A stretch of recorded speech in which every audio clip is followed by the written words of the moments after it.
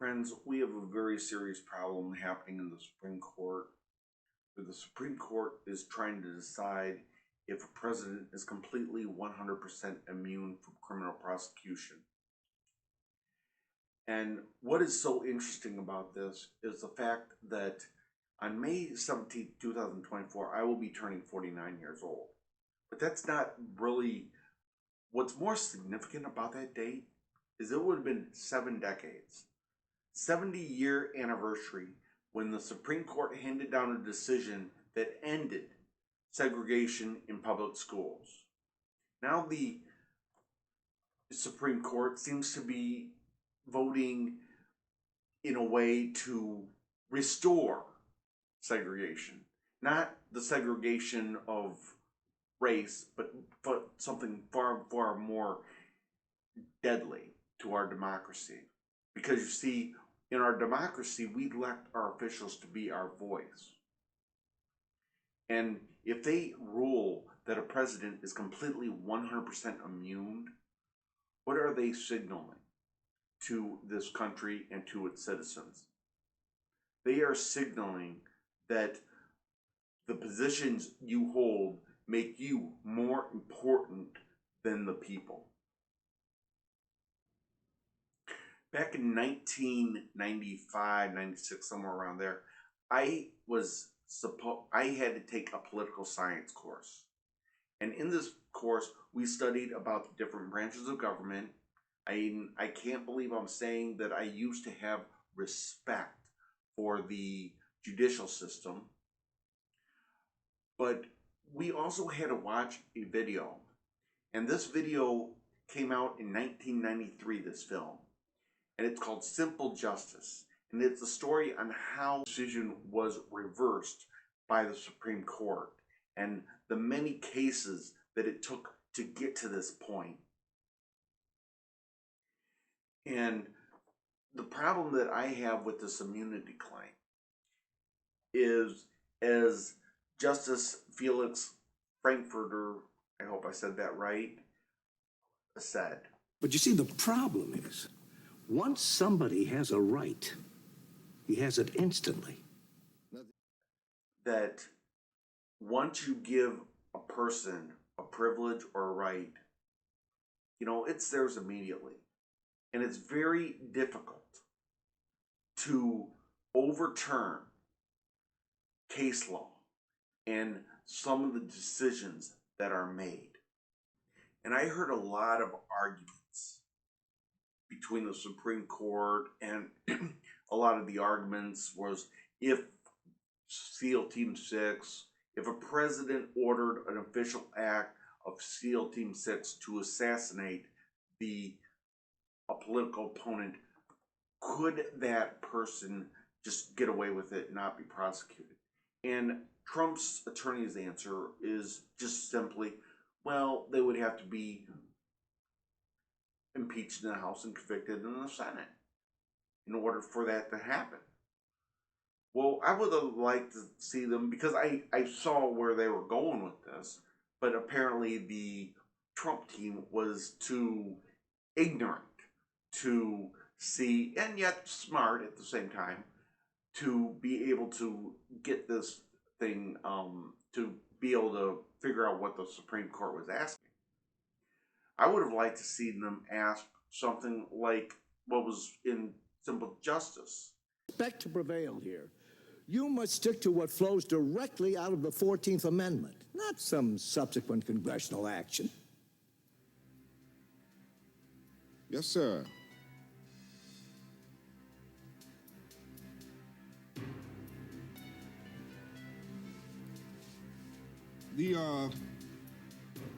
The only way my opponent can win here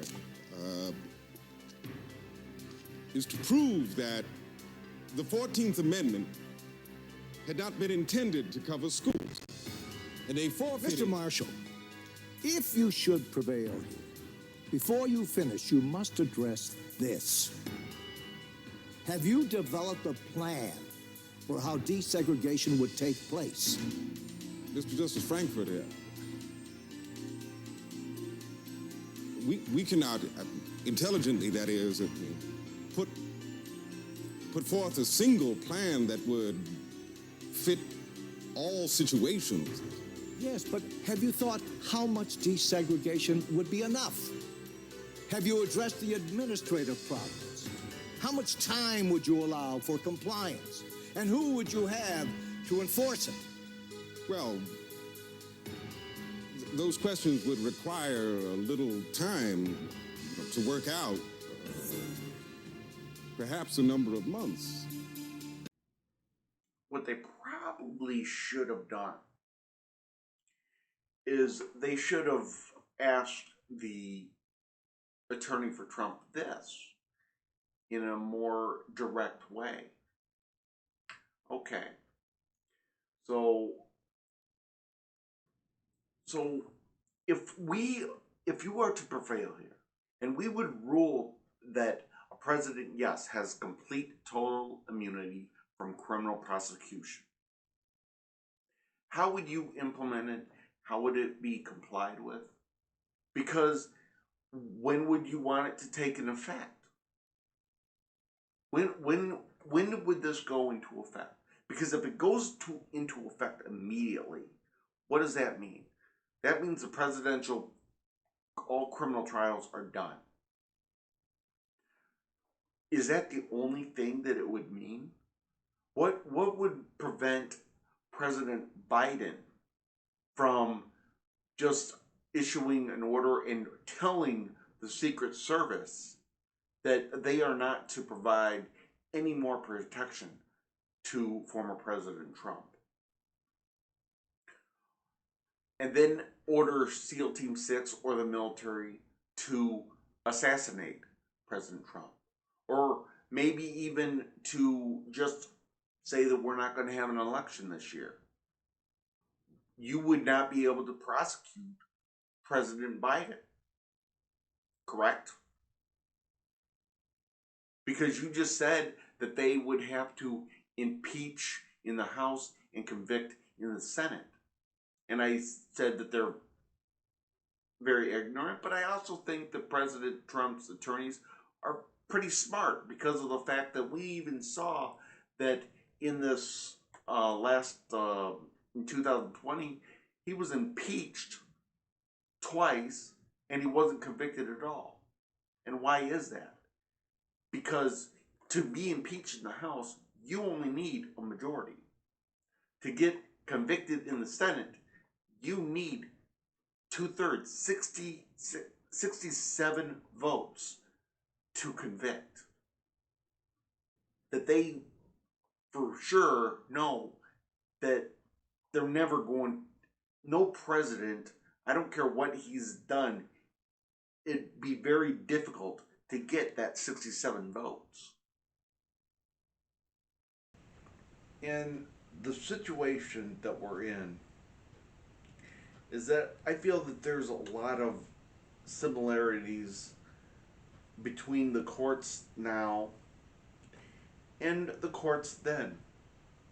And that is simply, Court is so deeply split.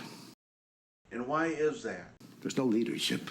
Trump and the Republicans and the MAGA get their wish. Smells like disaster to me. So, what is the danger here? The danger, of course, is that if they rule that a president has complete and full and total immunity, that their position, it's not going to be a position anymore. It's going to be the person is more important than the people that they're supposed to represent. And this is a dangerous thing in our country. And one thing that I think the Supreme Court really needs to take a look at here is, what would immunity benefit for presidents? Would it benefit the people? Would it benefit the United States or benefit the person? And this is a very delicate situation, knowing on what is right for, and what's an even more delicate situation as the Supreme Court mulls over the